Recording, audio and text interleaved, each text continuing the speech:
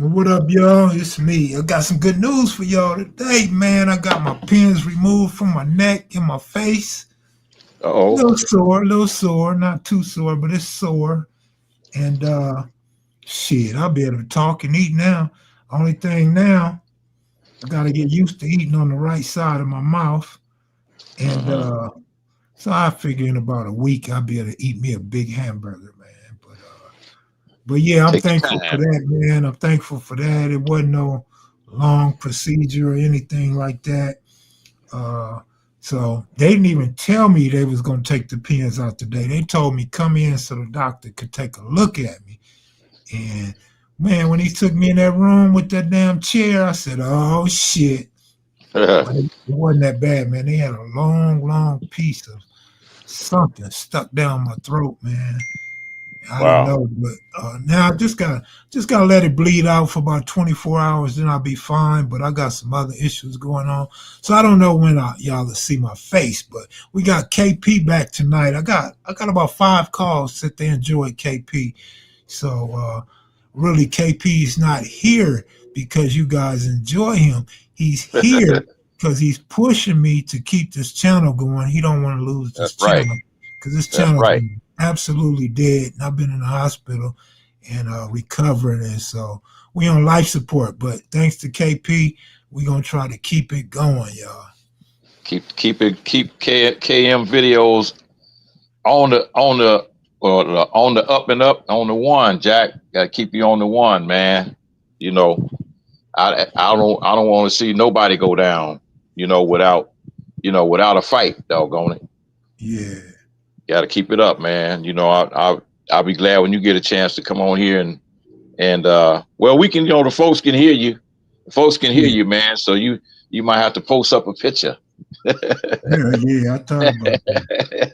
Yeah, with that, I mean, whatever, man. It's all good. It's all good, man. Did you watch the game tonight with the Yeah, Dolphins and the Ravens? yes, I did, man. Yeah, yeah, I didn't have to look at the TV over my left shoulder. Now I can really watch TV again. So yeah. yeah, Okay, yeah, I yeah, saw. It. yeah. I didn't know you had to deal with all that. I had no Yeah, idea, brother. yeah. But Yeah, I don't know if I'll be watching the Dodgers in Canada though. you don't think so? Uh, Yeah, well, that'll be tomorrow night, right? Friday. yeah, Yeah, yeah. Well, if they win tomorrow, I mean, if the Dodgers can pull off a win, then it would definitely be worth watching that seventh game. oh yeah, Yeah, it'd be worth watching, but I don't want them to go down like 1, 2, 3 like that, man. Without a fight. right. Yeah, yeah. Because they got too far, man. They went too far, and they spent way, way, way too much money, man, to not walk away with the World Series championship. But we're gonna see. We're gonna Man, see. that team is too good not to win the championship, man. Dave Roberts ought to be fired. Man, I'm waiting on you to start that petition. You That you they. know you know what's funny? I know this chick. She an older chick from out the 30s, and she Mhm. just got into baseball a couple years, just like my homegirl Rhonda. Rhonda's probably been into baseball longer than her, but she just got into baseball, and she's a student of the game. She watches closely. She goes to the games by herself, and Mhm. it didn't take long, man. Yesterday. I guess is about 2 years, her 2 year anniversary of watching baseball. And Mhm. she said, I could manage the Dodgers and win. I Yeah. said, thank you. Thank you. That's how we all Uh, feel, except for the Dave Roberts fans.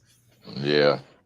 Well, Dave, if he got any fans, Oh, Dave Roberts is like, I don't know, man, if he got any fans or not, but still. Did he ever play ball? Did he ever play yeah. baseball? Yeah, he was decent. Yeah, He used to okay. hit, he used to bunt, steal bases. He was good, man. That's why it surprises me how he coaches. He doesn't coach like he played. Yeah. Well, He was what era was that? Dave Roberts. in the 90s. Let me see, in the 90s. Oh, okay. All right. Yeah, you got me on that one because I don't remember him. You know, outside 90, of coaching. 99 to 2008. Is that right? Yeah. Man, what the hell was I doing at that time? Hmm. Well, he was most known for being on the Dodgers, but he played on multiple teams. Yeah, that was a short career. You talking about 99 to 2008. That's a short career, man. Yeah. I think That's not that's he might have got a championship in Boston. yeah, that's not even 10 years. Shit. Yeah. That's 9 years. Shit. Yeah. Yeah. So that's a real short career. So I guess he was using playing baseball as a stepping stone to get to where he is now. Oh yeah. Yeah, he Just did. like Luke Walton. Shit, Luke Walton, man, that motherfucker was sitting on the bench all them years with the Lakers, and then next thing you know, he was coaching. Yeah. So, Yeah, you know, Luke pulled it off. yeah, his daddy pulled it off. He ain't pulled shit off. Yeah, You know who pulled it off? That boy called in some favors, man. man. You know, to get his son in the door. Yeah. What's up? What's up, Mac heads and maniacs out there? What's going on, man? Don't they still have that little dollar sign thing on YouTube where the folks can send you a little a nickel or a dime or coffee, send you some coffee money? Yeah, super chat. Yeah, they still got Yeah. it. Yeah, hook that super chat up, folks. Go on and send that coffee money in. So first of the month coffee money for Kev Mac. Yep. Yeah, yeah. Keith Yeah. told me y'all looked out for him. A couple of y'all looked out for him the other day. That's good. Yeah, that's all good, man. That's good in the hood. Yep. It's all good in the hood, man. I really enjoyed the show last night, with the guys popping up and popping Uh-huh. in and Yeah, doing their thing. yeah, But I was really, really surprised when when Cool came on. I was surprised. And he needed to go back and see what I said at the beginning he of the did. video He because I saw it. I said exactly what he said even yeah, before he came on. yeah. He went back and looked at it. Yeah. I think that's what took him so long to come on. He was looking Oh, at it. okay. Yeah. Misha Yeah. G, good looking out. Appreciate it. Who was that? Yeah. Rock Fresh, good looking out, Misha bro. G, is that over there? Oh, is that who that? Oh, okay. What's up, Misha? Misha G on there. Taking care of Yeah, a brother. Got to get that coffee. Thanks for the yeah, coffee. Yeah, but yeah, he got that smooth kind of mellow, laid back voice. And yeah. He I do. said, That's why who they was call that him over there? cool. Who was that over there in the dark? Yeah, that's why In they the call dark. him cool. Oh, Mickey yeah, Lee, okay. what's up with you? Yeah, yeah, Yeah, man. yeah. I can't see these names on there, the ones you calling out. That's the only thing downside with this the way it's set up, because you being the moderator, you can see everything, but I can't. And I Yeah, really don't want to touch no buttons here because I figure it's about four little things across the bottom of the screen. And I know if I touch the wrong one, I'm going to fuck up. So I'm going to leave it alone.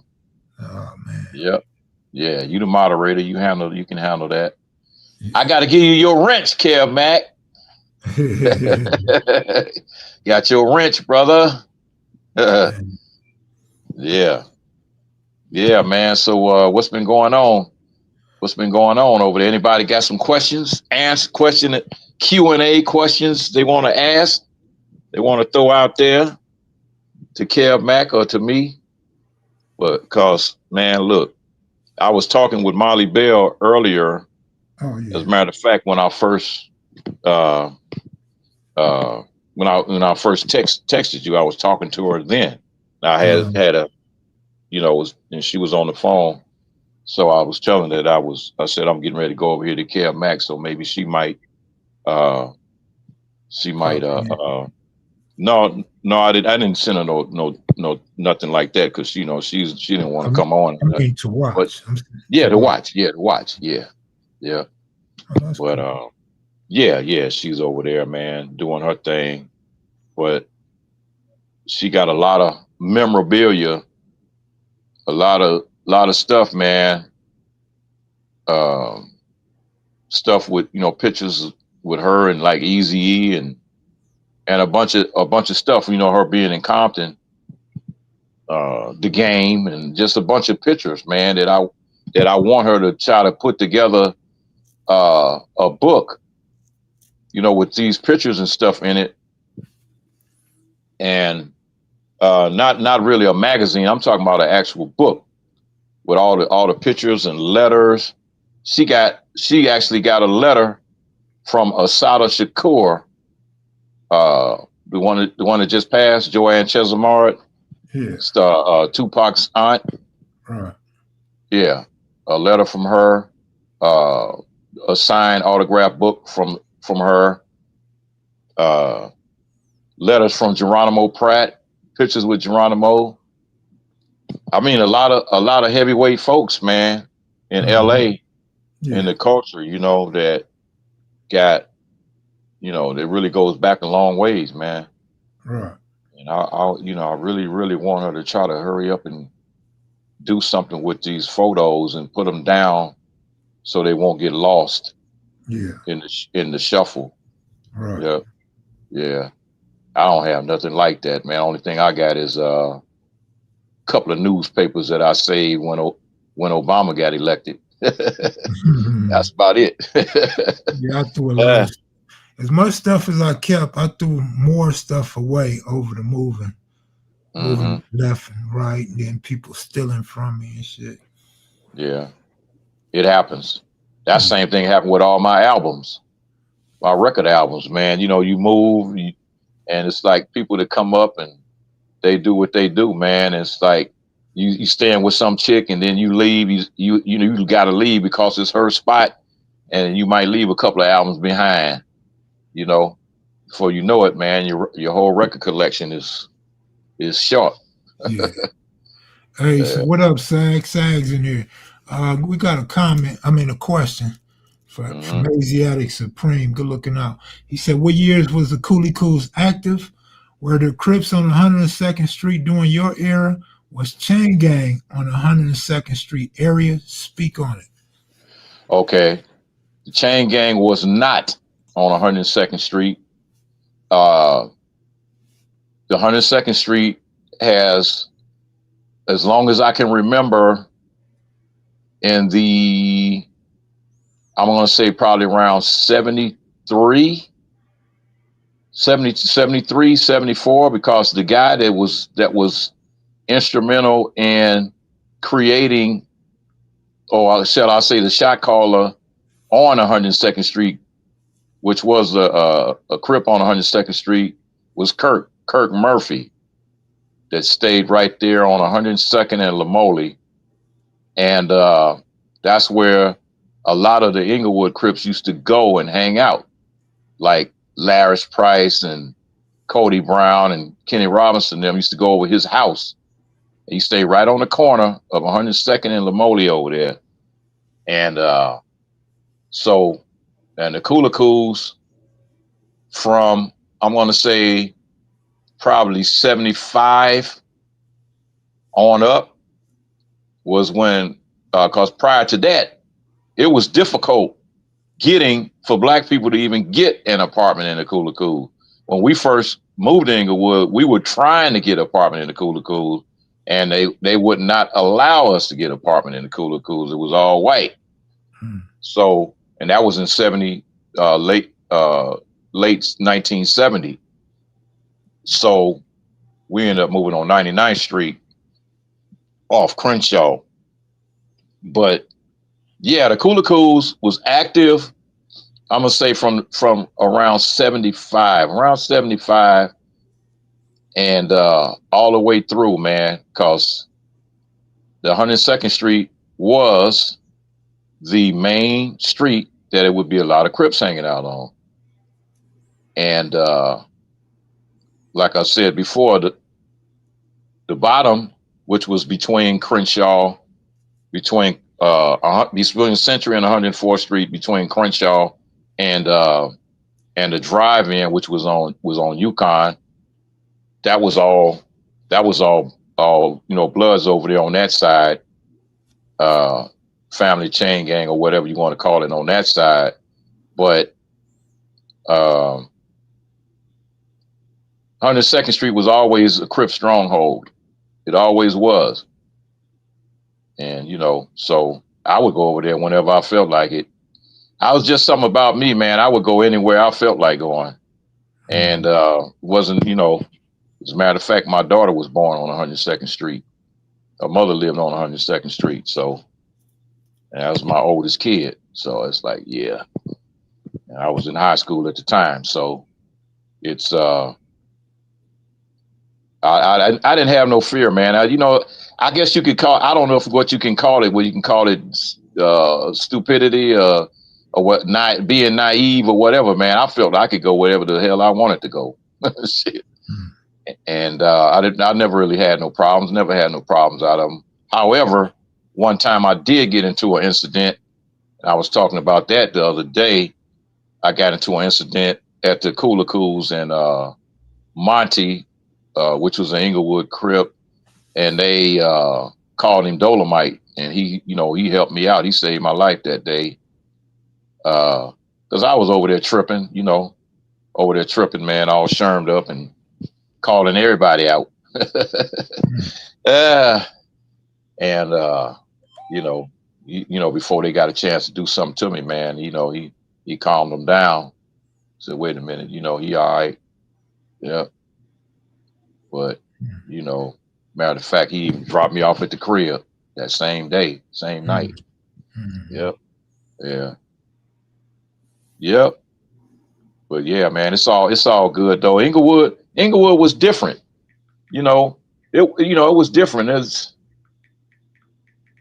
We had different factions or whatever you might have called it. Like it ain't like it is now. Because I just got through talking with a friend of mine a little while ago, and once I started naming all the cliques and all the different gangs that's in LA now, I mean Inglewood now, man, I was all the way up to about 10 different cliques, and I'm like, damn, dude, it was just, you know, my era, man. It was just 2, you know. Shotty Mac said, "Nice hat, man. Mature look. Oh, hey, thank you, brother. Thank you. Yep. Yeah, it was just 2 cliques, man. Now you got Denver Lanes over there. You got, you know, the doggone Inglewood family. Yeah, Crenshaw Mafia, Center Parks, Inglewood Legend Crips, the 10 Deuce Raymonds. Oh man. Can't forget about the Tongans, but they a little more west. They west of Prairie. Yeah. They right. Well, actually, that's where they started, right at Prairie. They go from Prairie, off from Prairie to Hawthorne between Century and 108th. And then once you go past Hawthorne, that's when you run into them Lennox 13s over there. Yeah. Yep. And Lennox has always been its own little thing, you know. Yeah. Yep. And then you got the Inglewood 13s. You got the Osage boys over there. And then you got the Queen Streets. Man, all them kids, you know, they all going to high school together now, all at one school. I see the Inglewood 13s back on their blood killer stuff. I seen a bunch of writing on somebody did a video in Inglewood. I seen a bunch of writing. Yeah, well, I mean, they've been working on trying to get all that stuff under control for the past year and a half, since they all going to the same school now. They all going to Morningside now. But they changed the name of Morningside to Inglewood United. Inglewood High School is closed. They're getting ready to tear it down and build a whole brand new school. Brand new from the ground up. And but right now they all going to one school together. And that's like, man, gotta be, oh boy. I know Skip and a few other people was involved in trying to get that, you know, the peace talks going. They've been working on it for over a year now. So I think they had some level of success trying to get them on the same page and just like, well, hey man, you know, I do know about 2 months ago, some of the Inglewood 13s did call out some for this one particular guy, and they called out for a fade, you know, and hey man, the cat said, hey man, you got to give him that fade, you know. That's gonna keep the gunplay down. You got to do it. So he had to do it, you know. And it's like, hey, That's one step. That's a step in the right direction. Hey, DJ, say you got any Sherm stories? Oh man, I got 100 of them. All right, Where do I start? what's something to share? Where do I start? I'm gonna start at the last Sherm story, and then I'll go back and I'll ask a couple of others. Now here I go. I leave out of Inglewood, and I go to a spot in Compton to get whatever I wanted to get. Right. So I get in my van and I'm driving back to Inglewood. Now I didn't got away from the spot. I didn't got away from the sheriffs. So I decided, yeah, well, let me go ahead on and dip one of these cools in here and light it up. So I light this motherfucker up, man, and I black out. Next thing I know, I'm in handcuffs on Broadway and Century and Broadway at the gas station there. I think it's a Shell gas station on the corner. And I'm like, what happened? What happened? Police tell me I'm doing 80 miles per hour, man, going down Century. And they stopped me, man, and I was out of it. And that's the one I was telling you about when they took me directly to the county jail. Oh, yeah. I didn't go to the court. I didn't go to jail. I didn't go to the Lenox Sheriff's Department. No, they took me straight to the county jail and dropped me off. And behind that, I had a bottle. I had a pour. I had a $20 pour, and they ended up. I ended up doing 9 months behind that at Wayside. Yep, directly to jail. But I'm gonna tell you something. I got arrested so many times for PCP to where 3 times, man, within a couple of weeks span. Jail out, jail out, jail out. It's like, come on, man. You know, it's like that stuff like that. It's like I didn't have no sense, man. You know, didn't have no sense, and it's like I really liked it. So now another thing, what's going on when the rocks came along, and you know the Sherm was still there, so it was a transition period between the Sherm and the rocks, and the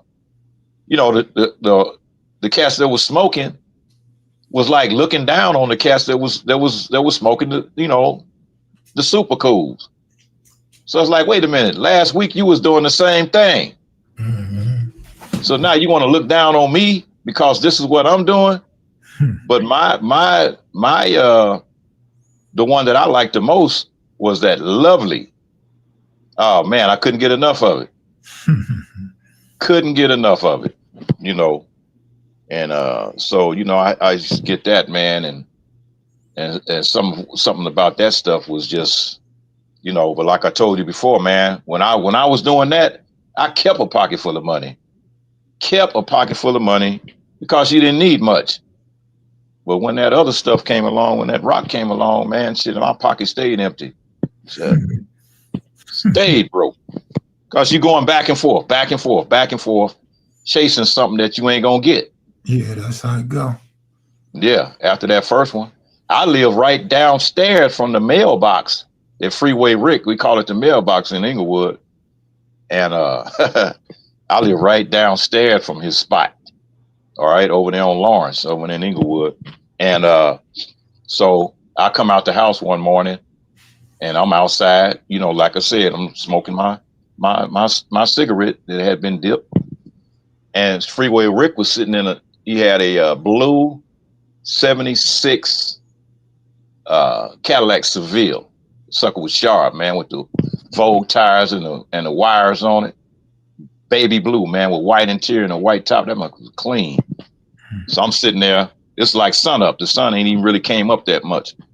He in the car, he got a shopping bag. The old school shopping bag that was made out of paper. He got a shopping bag full of money. And he just sitting there counting money. The whole time I'm just sitting there smoking, just looking at him counting his money, man. Counting the money. So he finally looked over and saw me and he crumpled the bag up and he took off. So I didn't think nothing of it, man, you know. So I'm kind of mellow right now.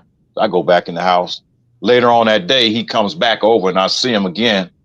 And he said, "Hey, brother, yeah, I was good looking out, man." Like, what? I said, "Yeah, I was good looking out this morning, man." I'm like, "Yeah, all right. I ain't paying no mind." He said, "Look, just go up to the mailbox. Anything you want, they'll give it to you." I told him to hook you up. I'm like, "Yeah, all right." I was like, "Okay." So I go in the house and I tell my girlfriend, Angel, I tell her what's going on. And she said, "Go get a quarter." I'm like, "What?" Like, "Yeah, all right." So I go upstairs and I get a quarter. They just give me a quarter. So I come back down and we rock it up and smoke. So now I'm going back and forth, back and forth.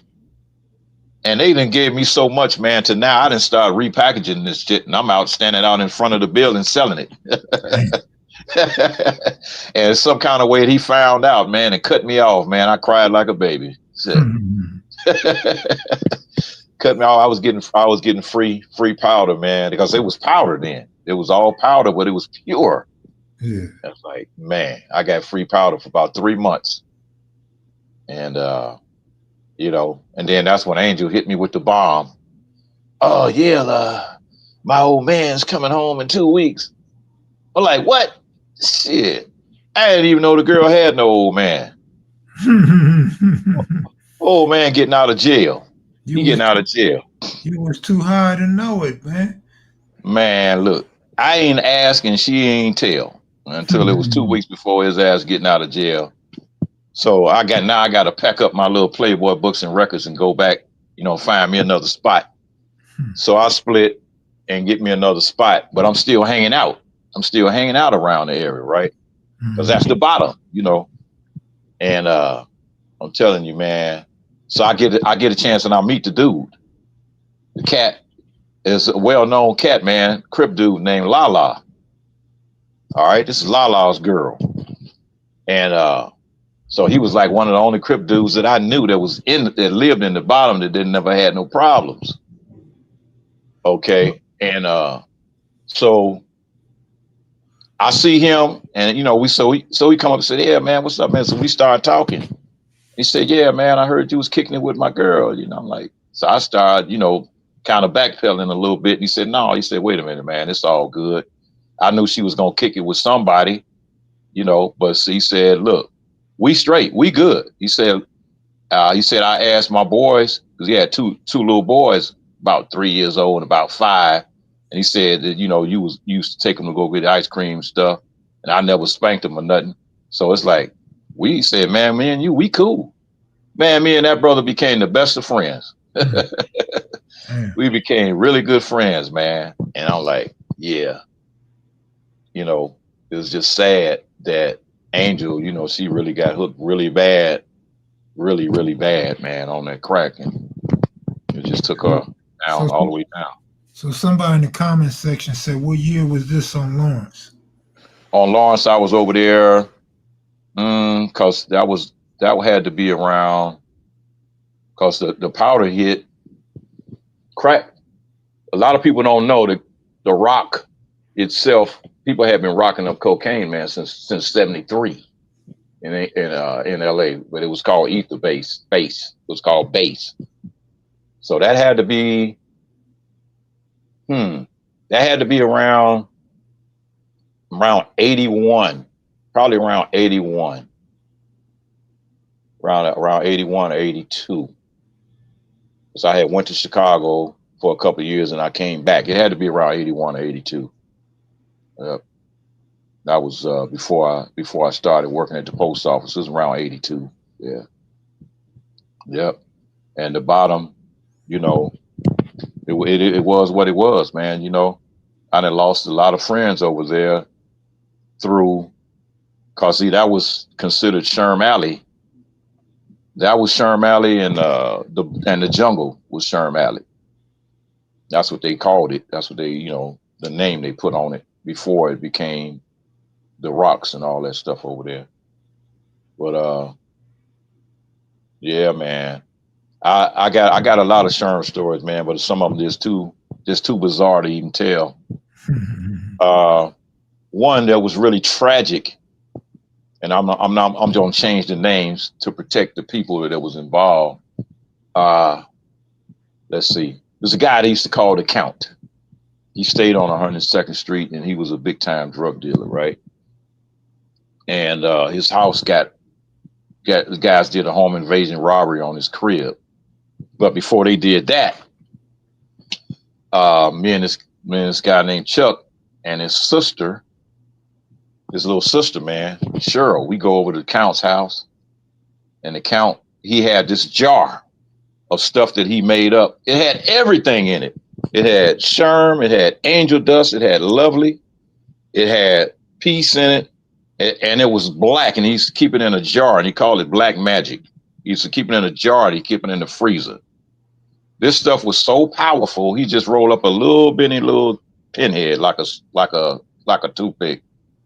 So we all over at the house, and so he let Cheryl light it up. He said, "Go ahead, Cheryl. You're the only girl here." So she lit it up, and she took a couple of hits, and she passed it to me, and then she went in the bathroom.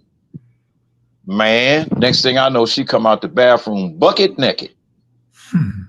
And so her brother Chuck is there, and Chuck is like, Cheryl, I mean, put your clothes on. He kind of got up and threw her back in the bathroom, put your clothes on. And me and the Count looked at each other like, damn, that nigga Chuck have to be over here. Black magic, man. The shit was crystallized. You talking about strong, man. One hit, and you would be out of it. And she then went in there and got butt naked. But the tragic part of the story is about a couple of months later, the guys did a home invasion robbery on his crib.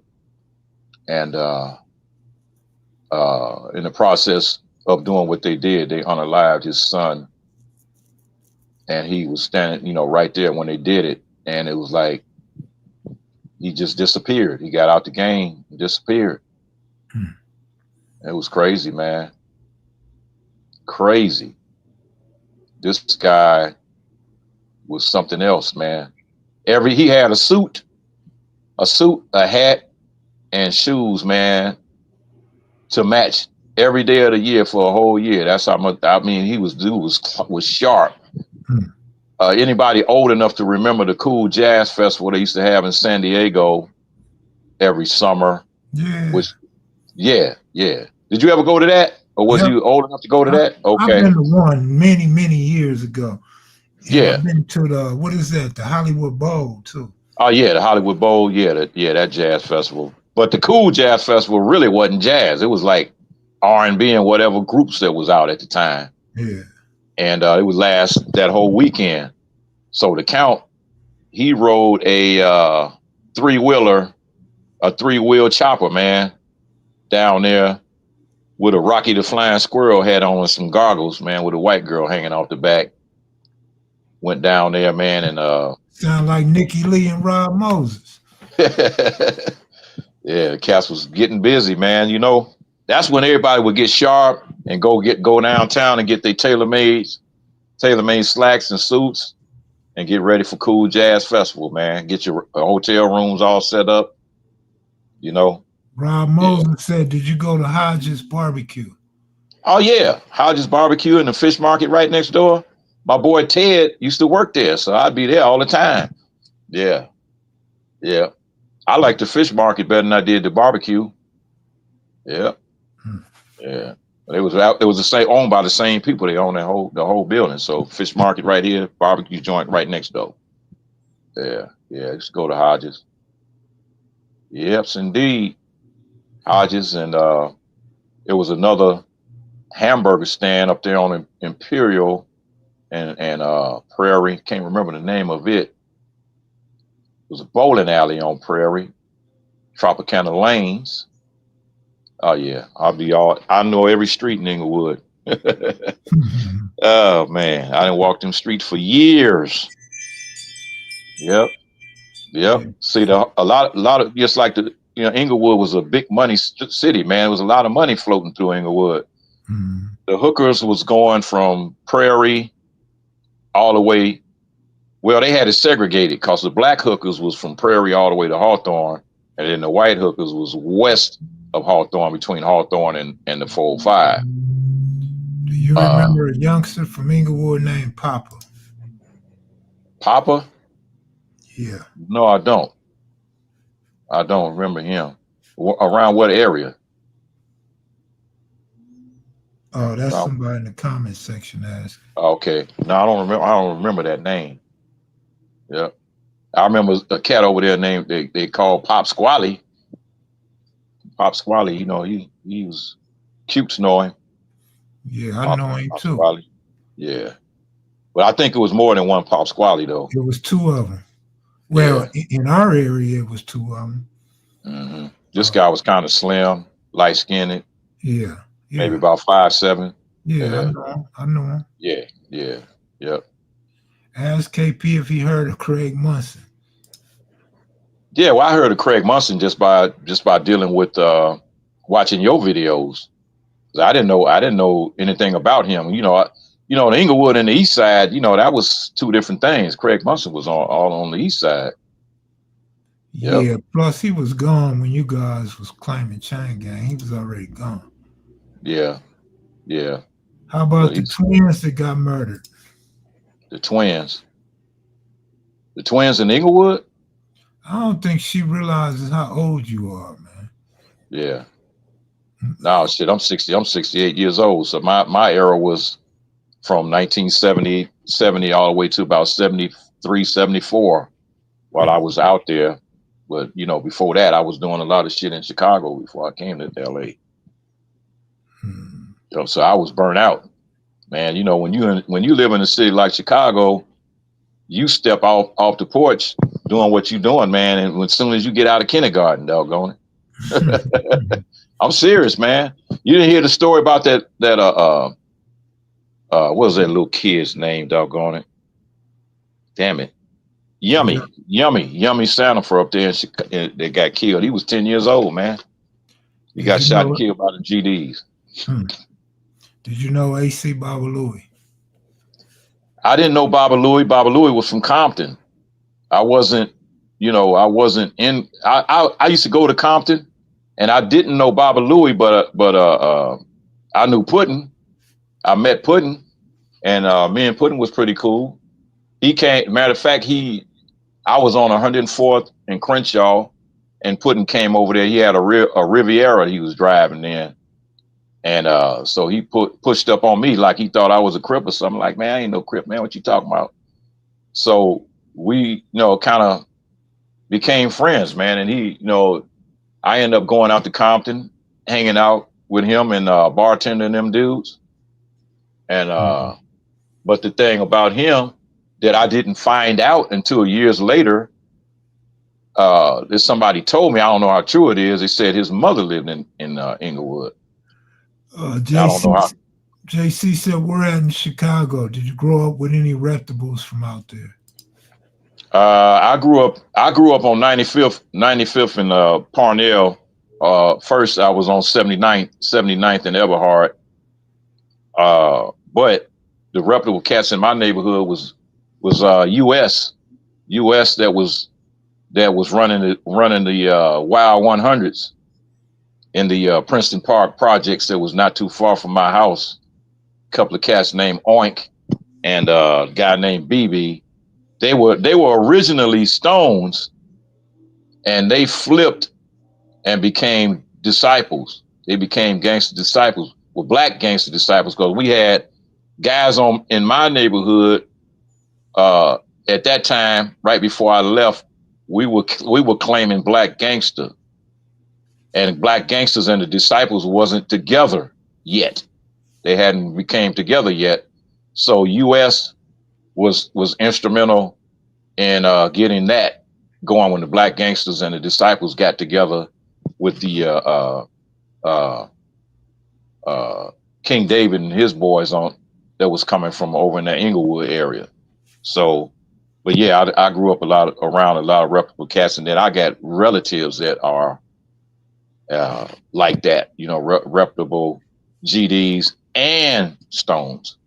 So my family, is got a long history, man, of fucking gangsters and Benny Bang said, in your opinion, who banged harder, LA or Chicago? I have to say Chicago. because it was a different type of gang banging. And you talking about that goes back years. I mean, literally years, decades.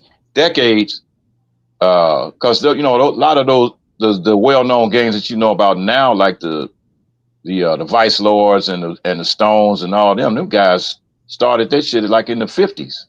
The Vice Lords started in the 50s.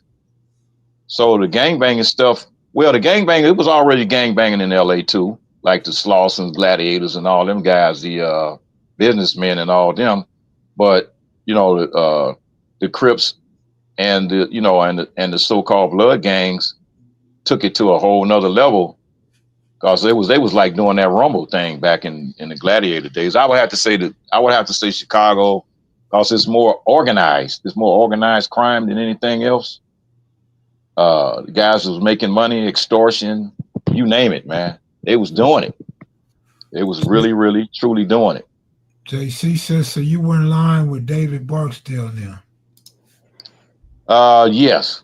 In my area, it eventually became lined up with them, but my neighborhood was kind of fractured, because if I lived on the south side of 95th Street, on the north side of 95th, and Wallace over there, that's where you had the Racketeers that eventually became the Racketeer Stones, and I was involved with them when I was in grade school. But when they built a new school in my little neighborhood, then I no longer went to that Kipling. I went to Medgar Evers, and then we was like 7th and 8th grade at that time. So that's when we started gravitating toward being black gangsters. All right, so, JC said good stuff. I know some McCoys from out that way, old and young. Yeah. Okay. All right. Yeah. Well, ask me if he knew any Dickersons, because that's one of my cousins named Donald Dickerson, which stayed around 71st and Bishop, and he was a high-ranking D, and he stayed around that area. Well, that's where Larry Hoover used to live, around in that area. And Donald, he ain't gonna never get out. He in prison. He got life. He ain't never getting out. This cat, he had zero feelings. He was born with no feelings in his body, none. So he was like hit the wall, man. Hit the brick wall with his hand. I'm like, man, what you doing? Like, man, I'm trying to get my knuckles big so I can knock a nigga out. And we was kids then, so that was just like he was dangerous, man. I had 2 cousins that I was afraid of. Donald was one of them, and my other cousin David, that lived in the Robert Taylor homes. That was a shot caller in the Stones that was in the Robert Taylor homes at that time. And when his father died, all them Stones came to the funeral, and they used to wear these red berets, right? The red berets and these black leather coats on. And so they walked in paying their respects to my uncle when he died. And they, my aunt and them was like, get these niggas out of here, So he did one of them things like Denzel Washington did in Malcolm X, man. He pointed toward the door, and them niggas walked out the door.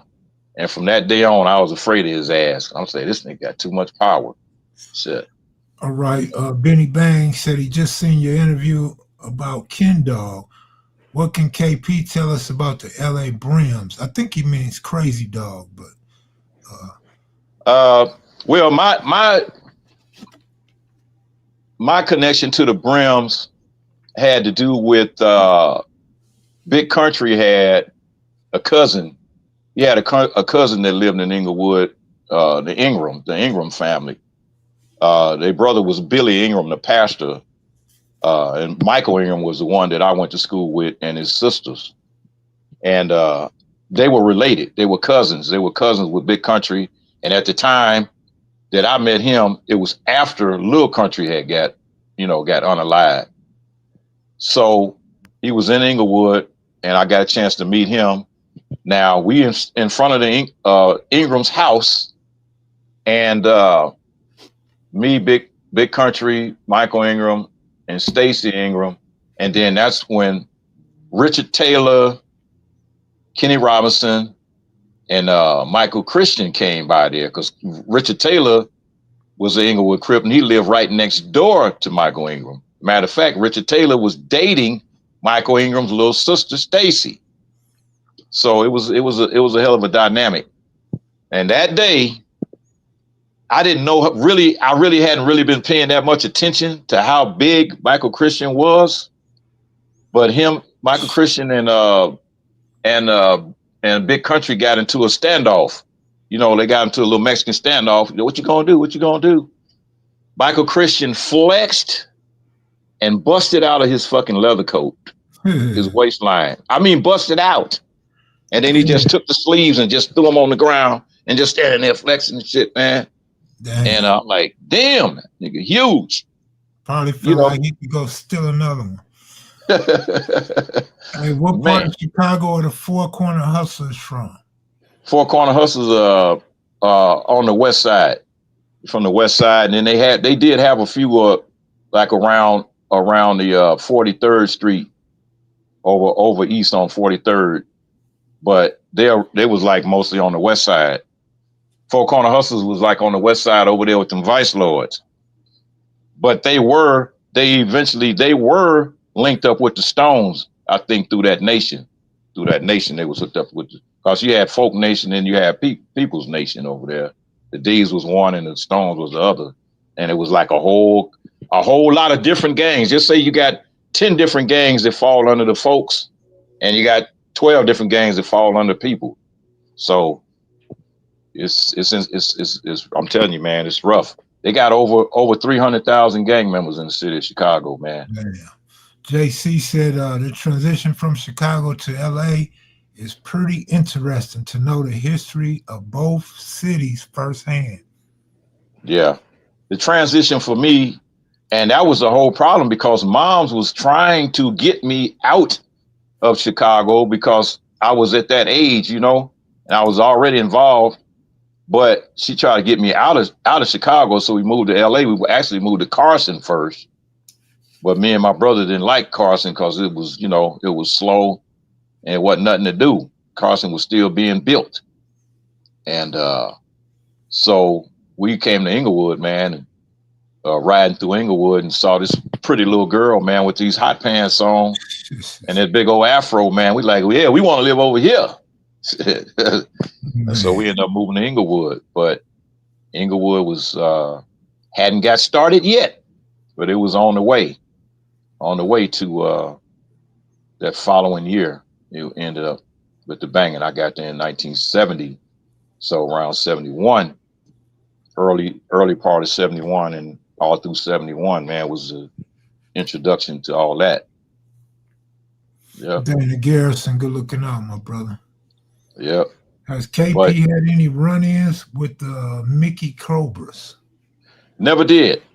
Mickey Cobras was over east. Now we had some Spanish Cobras in my neighborhood, and that's what they had a lot of different Cobra sets, because you had the original guys was the Egyptian Cobras, and them guys was from the 50s. Egyptian Cobras, and then when Mickey Cogswell took over, when he took over the Cobras, that's when he died. That's when they changed the name and they started calling themselves Mickey Cobras. But they was called Cobra Stones at one time because they had linked up with the Black Stone Rangers under the Main 21, when they had the 21 different gangs that had put together with the Stones, and they called it Main 21. And so they changed the name after Mickey died. They changed the name to the Mickey Cobras. But he was over east. I didn't have nothing to do with him, with them over there. Yeah. Yeah. But the history is deep. It's really deep. Interesting. You know? Yeah, it's deep, man. I'm telling you, man. Like the jailhouse, just like in LA, man, the jailhouse is like, you know, you go up to county jail, like you guys was talking about, what, 4,700 or something? Was that 4,700 you guys talking about at the county jail in LA? Yeah, 47 and 4,800. Okay, 47, 4,800. All right. So now Chicago was like, you got different groups, man. You got different house. When you go in there, it's like, hey, man, whose house is this? You know, in the county jail in Chicago, man, this Disciple House. So you wouldn't go in there if you wasn't no D. Mm. You know, you had to go find your house, find out, you know, where your people at. Shit. Rob Moses keep asking, where did your people stay at in Compton? No, my people stayed in Carson. They stayed in Carson. Now I had a couple of relatives that lived in Compton, but I don't know exactly where. Ricochet, cousin Ricochet that lived in Compton, but his name was O'Shea, but they called him Ricochet. That we stayed on Kramer Drive, which is off Termont and Central. Yeah. Shotty Mac said, is GD a neighborhood? No, that's gangster. GD stands for Gangster Disciples. That's GDs, man, all over the whole entire city. Yes. Gangster Disciples everywhere. Yeah, They was in Cabrini Greens and all of just most of the projects. Yeah, he said, or was it a big name in the city? Oh yeah, without a doubt. What KP You know what? is saying lines up with all my older family would tell us about Chicago before they branched out across the South and Midwest. Yeah. Cause see, the Stones at one time was actually bigger, a lot bigger than the Disciples. And so when the Supreme Gangsters, which is what Larry Hoover's group, linked up with the Devil's Disciples, and they became the Black Gangster Disciples. And then later on, they started calling the Black Gangster Disciple Nation. And BDs, then now they all split up. Now you got Black Disciples and you got Gangster Disciples, BDs and GDs. And they going at each other when they used to be together at one time. So JC says Jeff Fort and them, yep, Larry Hoover wanted to be a Main 21, and they told him he would be an ambassador, and Hoover walked away and linked up with David instead. Right. He walked away because he wanted to be a leader. He didn't want to be taking no orders, you know, and because you had Bull was actually the leader of the Stones. And Jeff Fort wasn't the original leader. That was Bull. Bull was the leader. And Jeff, when Bull went to prison, then that's when Jeff became the leader. It's kind of funny. Dana Garrison said, man, I always thought I lived in a Crip hood, but my cousin said we lived in a Lime hood. That's funny, man. A lot of Chicago founders were from Mississippi, and they started sets when they came to visit, and prison helped to build the nation.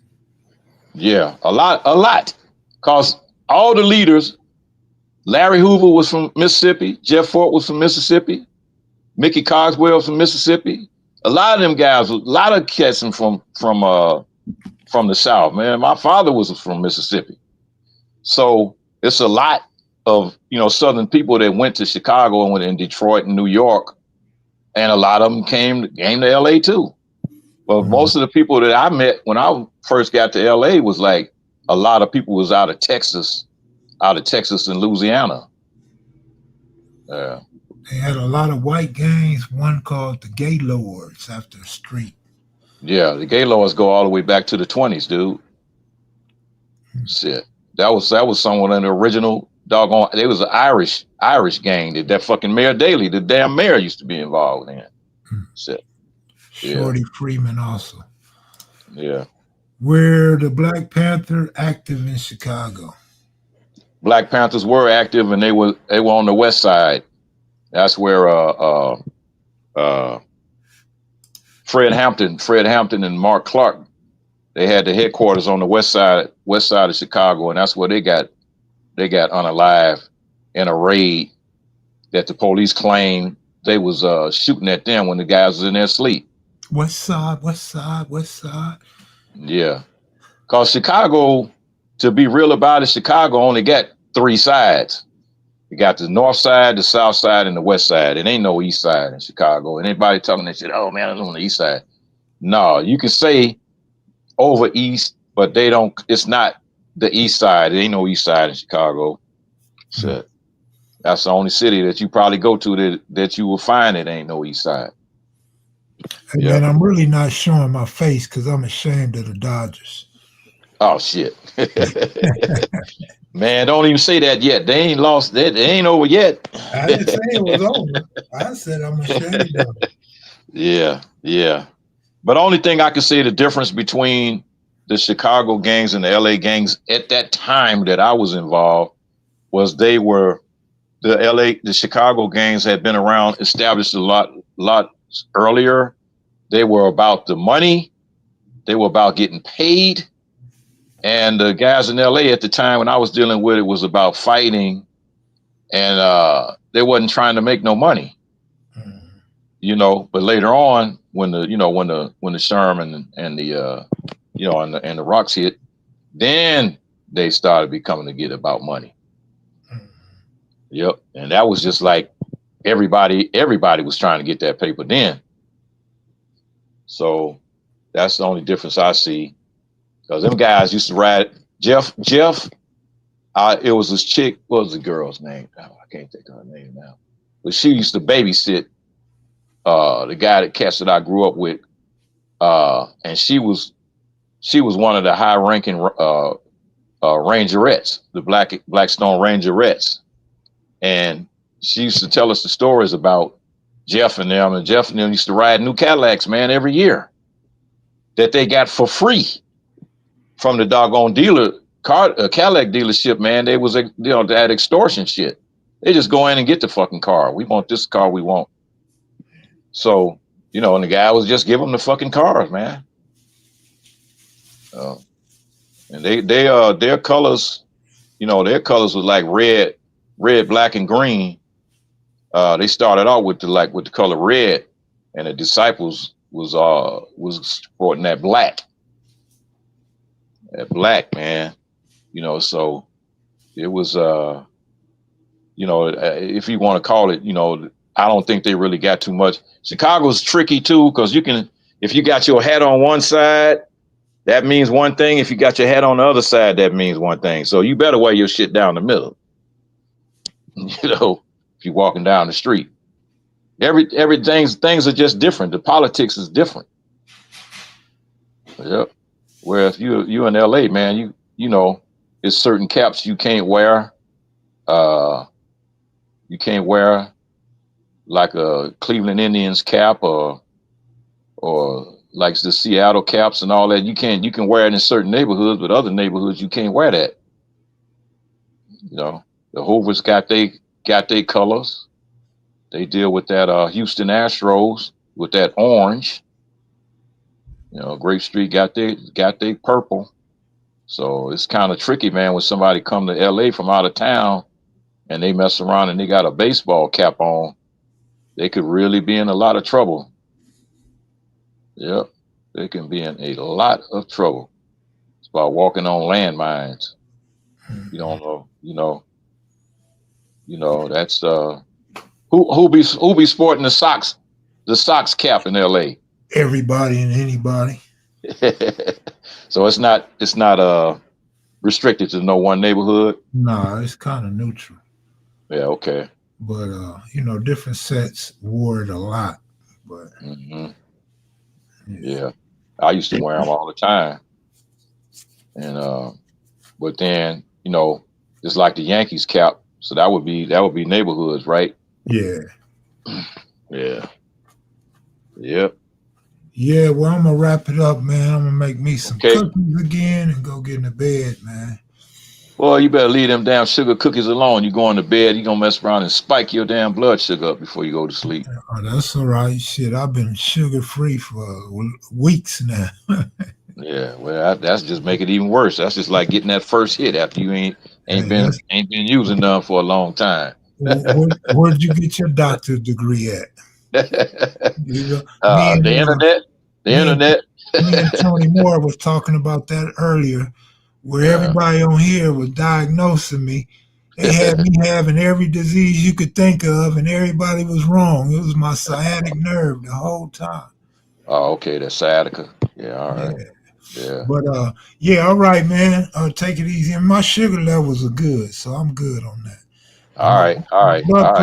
My blood pressure was a little high, but they said it was because of the pain and the stress. Yeah. But all right, All y'all, right. take it easy, man. Thanks for checking in. Southside, what up with it, homie? I'm gonna check out. I'm gonna try to get a mask or something, man, so I can start showing my face. But Yeah. yeah, I I got the got one for pins. you. Hold on. Let me show you this mask right quick. All right. Hold on. Don't go nowhere yet. Yeah, I'm still a little sore, so I don't want to put nothing tight on just yet. You know what I mean? Still, it's not painful. It's just real sore. All right, my brother. This is the Pulling the one you got to needle. get, man. Oh shit! You Yeah, got give me this right that. here. What's that? Your Halloween mask? You familiar with that one? Nah, Uh, nah, I'm not. Is yeah, that the that's from Joker? a movie, man, called V.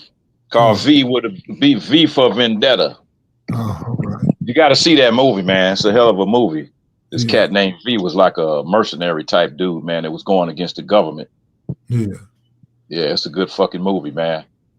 So this is I guess I'll go trick or treating tomorrow, man, and go hit me up a couple of banks out there. Shit. All right, my brother, you stay All right, up, y'all. man.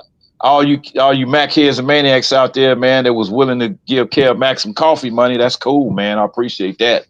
I Yeah, know he do. Yep, yes, sir. Asiatic Supreme, yep. Misha G, Rock Fresh, and they don't want to show me. Is that 80? I guess that's it. All right, Yep. y'all. Take it easy. Peace. Y'all stay up. Stay up. Yep.